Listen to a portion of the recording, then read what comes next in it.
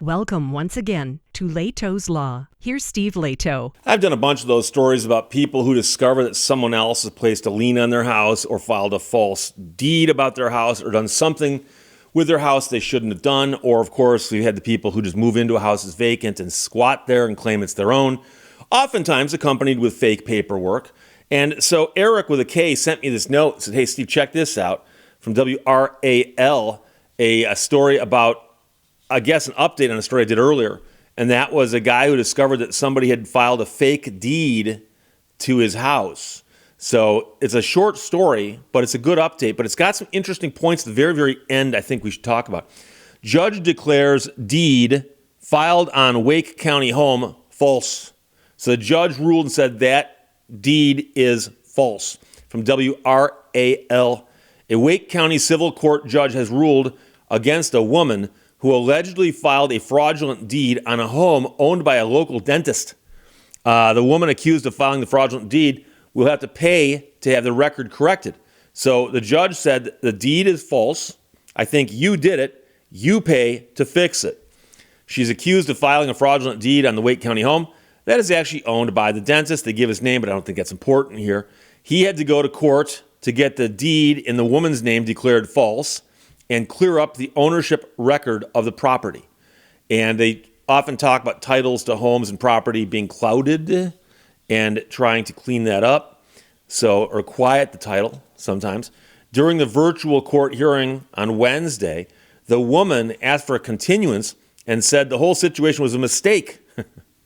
And she intended to sign the deed back over to the dentist. Now, the question is, if you're going to sign it back over to him, did he ever sign it over to you? Because that solution implies that she's done nothing wrong. I'll sign it back over.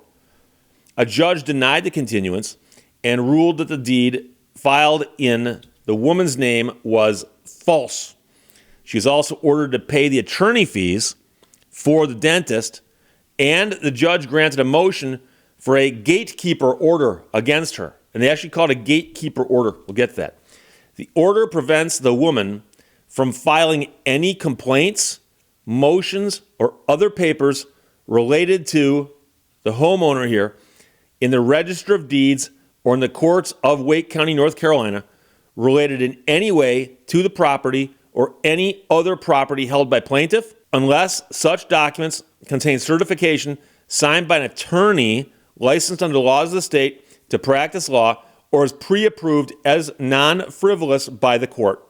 So let's back up first and talk about the fact the judge has said that the title here that was filed was in fact false. Now, I've talked about this a little tiny bit, that in America, generally speaking, you pay your attorney fees, I pay mine when we sue each other. However, there are some statutes that shift fees, like the Lemon Law. So if you sue a manufacturer in Michigan over a defective car and you win, they got to pay your attorney fees on your behalf. And that's how I run my practice. I've been doing that for 34 years now, okay? So you should know, however, that there are some other situations where there can be fee shifting. And one of them is if you file frivolous pleadings. Most states have got court rules, as do the federal courts, that say that if you file frivolous pleadings, a frivolous lawsuit, things that are literally worthless except they're being filed for the wrong reason or whatever, then a court can order you to pay the other side's attorney fees for having to respond to your frivolous pleadings. Now, I will admit that this is not something I see a lot of, but it's also because I tend to operate in an arena where good lawsuits are being filed. I file lawsuits on behalf of my clients who've got defective cars. And a vast majority of those cases settle, meaning that my clients get something that they're entitled to and they're happy with it. So I don't file frivolous lawsuits. And so the frivolous lawsuit is something that can be addressed by a court, and a court can say, hey, that's frivolous. So here, where the woman filed the fake deed against the house, and the guy's got to file the lawsuit to get that straightened out because he needs a court order to do that. His filing's not frivolous, but the document filed by the woman was frivolous. It was not based in fact or law. Therefore, the judge goes, okay, he's only here because she did something frivolous. Therefore, I'm going to, and that's something he can do. But the other thing he talks about is the gatekeeper order. And I'm not sure if that's an official name for it there in the Carolinas. But what we talk about instead is usually a vexatious filer. Vexatious filer. There are people out there who file lawsuits for fun. And it happens once in a while. And I've known people who've worked in federal courts. I've known quite a few, actually. And they've told me that there are sometimes just people just filing lawsuits. They don't have attorneys, but they're just filing lawsuits. And if you pay the filing fee and scribble something onto a piece of paper, you can file it. And the courts have got to treat it like it's anything else. And so they assign it to a judge, and the judge looks at it. And if it got served, the defendant's got to answer it. And I've heard of cases before where somebody will lose and just turn right around and file the exact same lawsuit again. Lose, file it again. Lose, file it. Well, that's frivolous too. That is, okay? And so if you get deemed a vexatious filer, where a court says, look, you are clearly not following the rules here, and you're filing stuff, and you've got to stop, even though you've got the right to go to court, what a judge will often do is say, I'm deeming you a vexatious filer. What that means is that you cannot file things in this court going forward without permission of the court, and the only thing you can file without permission of the court is a request for permission to file something. So as you can imagine, for the people who like to play devil's advocate, let's suppose you're the vexatious filer, you filed 100 frivolous lawsuits, you're the boy who cried wolf, so to speak, and then all of a sudden something legitimately happens to you. Somebody finds out you're a vexatious filer and they come after you. Suddenly you've got a valid claim. Well, it wouldn't be fair to say you can never file claims, valid or otherwise. So what you'd have to do then is draft the complaint you want to file, and then file a motion with the court and say, I would like to file this complaint despite the vexatious filing label you put on me, and here's why. And a judge could look at that and go, oh, what are the odds? This person filed 100 frivolous complaints, and now suddenly they've got a good one. Weird. And the judge would grant that. But the problem is that, unfortunately, more often than not, it's just simply somebody just keeps filing complaints. And I've seen people who've got no cause of action at all yelling at somebody going, I'm going to sue you. Just YouTube, okay? I've told you I like watching all those police chase videos and arrest videos. And there's 3 or 4 things that are common in them. And one of them is that someone's being arrested and they'll start yelling, are you kidding me? Are you kidding me?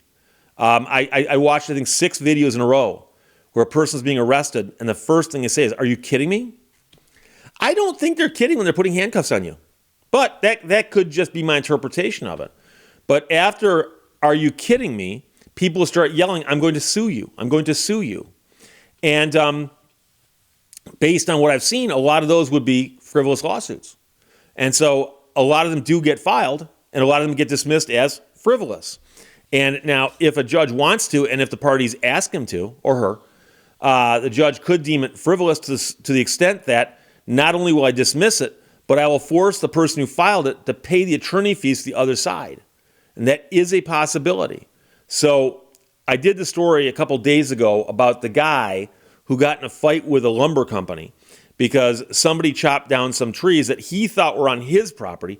Turns out they're on his neighbor's property, and everybody was suing everybody. Except for some odd reason, the actual person who cut the trees down didn't get sued. Okay? And there was some questions that were not answered in the story.